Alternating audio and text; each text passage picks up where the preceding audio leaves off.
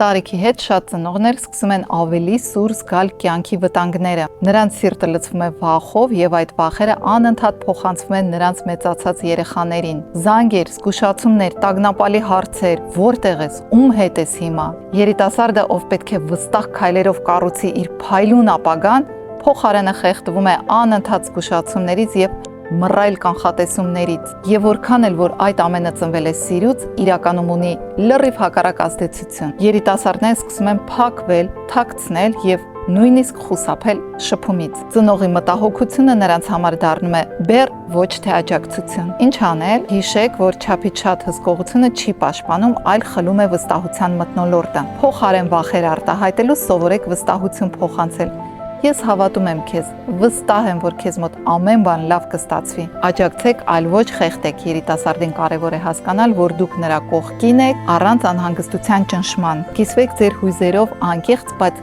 առանց մեղադրանքի։ Երբ ուշ ես գալիս, ես անհանգստանում եմ, որովհետև քեզ շատ եմ սիրում։ Սիրելի ծնողներ, հիշեք, որ ձեր խաղաղությունը, վստահությունը դառնում են ձեր երեխաների ամենահզոր պաշտպանությունը։ Սիրելի ծնողներ, երբ դուք վերահսկում եք ձեր անհանգստությունը, երիտասարդը դառնում է ավելի ազատ, ուժեղ եւ կազմակերպված։ Իսկ եթե զգում եք, որ տագնապը շատ ուժեղ է, արժի ստուգել առողջական գործոնները, օրինակ զոբի, վահանագեղձի գործառույթը կամ կորտիզոլի մակարդակը։ Հիշեցնեմ, կանահոգեբանական կենտրոնի հոգեբանները արդյունավետ աշխատում են վախի տարբեր դրսևորումների, նաեւ պանիկ գրողների հետ, ինչպես արկա, այնպես օնլայն ձևաչափով։